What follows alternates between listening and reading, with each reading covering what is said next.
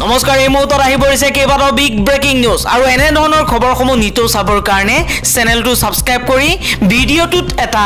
like কৰি দিব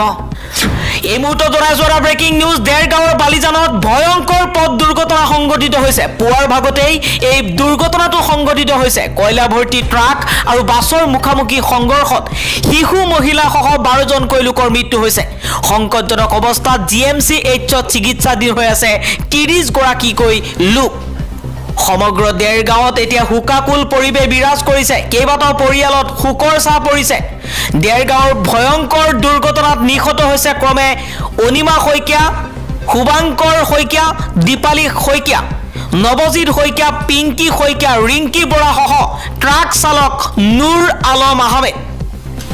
সমগ্ৰ অঞ্চলটোত এক হুকৰ ছাঁ পৰিছে পুৱাৰ ভাগতেই এই ভয়ংকৰ দুৰ্ঘটনা সংঘটিত হৈছে দেৰগাঁৱৰ বালিজানত এই পথ দুৰ্ঘটনাটো সংঘটিত হৈছে কয়লা ভৰ্তি ট্ৰাক আৰু বাছৰ মুখামুখি সংঘৰ্ষত শিশু মহিলা সহ 12 জনকৈ লোকৰ মৃত্যু হৈছে এতিয়া সংকটজনক অৱস্থাত চিকিৎসালয়ত ভৰ্তি কৰোৱা হৈছে 30 জনকৈ লোকক আন এটা খবৰ হৈছে বৰ্তমান সুস্থ অভিনেতা দীপজ্যোতি কেওট অতি সংকটজনক অৱস্থাত দীপজ্যোতি কেওটক ভৰ্তি কৰা হৈছিল হস্পিটালত কিন্তু বৰ্তমান সময়ত তেওঁ সুস্থ হৈ আছে আন এটা খবৰ হৈছে ইজৰাইলৰ ড্ৰোন আক্ৰমণত নিহত হৈছে হামাছৰ শীৰ্ষ নেতা মঙ্গলবাৰে ইজৰাইলে লেবাননৰ ৰাজধানী বেইৰুটৰ দক্ষিণ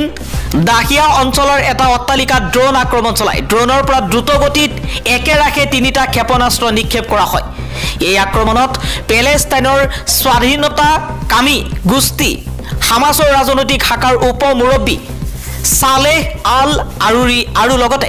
কাছাম বিগ্ৰেনৰ 2 জন অধিনায়ককে ধৰি কমেও 7 জন লোকৰ মৃত্যু হৈছে ইজৰাইলৰ এই আক্ৰমণত ওচৰৰ কিছুমান অট্টালিকাও ক্ষতিগ্ৰস্ত হৈছে আন কেইবাজনো লোক আহত হৈছে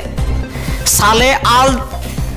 আৰুৰিৰ মৃত্যুৰ ঘটনা হামাছে আনুষ্ঠানিকভাৱে নিশ্চিত কৰিছে সংগঠনটোৰ প্ৰভাৱশালী সদস্য ইজ্জাত ৰিস্কে কৈছে যে এই হত্যাকাণ্ডৰ জৰিয়তে ইজৰাইলৰ পৰাজয় পুনৰ স্পষ্ট হৈ পৰিছে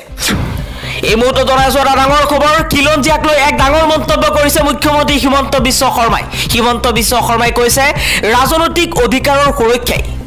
অসম আৰু অসমৰ খিলঞ্জীয়া জনসাধাৰণক সুৰক্ষিত কৰি ৰাখিব ইয়া মোৰ দৃঢ় বিশ্বাস বুলি মন্তব্য কৰিছে মুখ্যমন্ত্ৰী হিমন্ত বিশ্ব শৰ্মাই আন এটা খবৰ হৈছে ৰাম মন্দিৰক লৈ ৰাজনীতি আৰম্ভ বুজি উঠিছে দেশৰ জনতাই প্ৰাণ প্ৰতিষ্ঠা কৰিব নোৱাৰিব নেকি প্ৰধানমন্ত্ৰী নৰেন্দ্ৰ মোদীয়ে প্ৰকৃত সনাতনীয়ে বিৰোধ কৰিব প্ৰাণ প্ৰতিষ্ঠাৰ বৰ্তমান সময়ত 2024ৰ নিৰ্বাচনৰ প্ৰাক মুহূৰ্তত আৰম্ভ হৈছে ৰাম মন্দিৰক লৈ সমালোচনা বহু ৰাজনৈতিক নেতাই প্ৰধানমন্ত্ৰী নৰেন্দ্ৰ মোদীকে আদি কৰি বিভিন্ন ৰাজনৈতিক নেতাই নিজৰ মুনাফা লবৰ কাৰণে এতিয়া ৰাম মন্দিৰক ব্যৱহাৰ কৰি আছে এতিয়া ৰাম মন্দিৰক লৈ ৰাজনীতি অব্যাহত আছে দেশত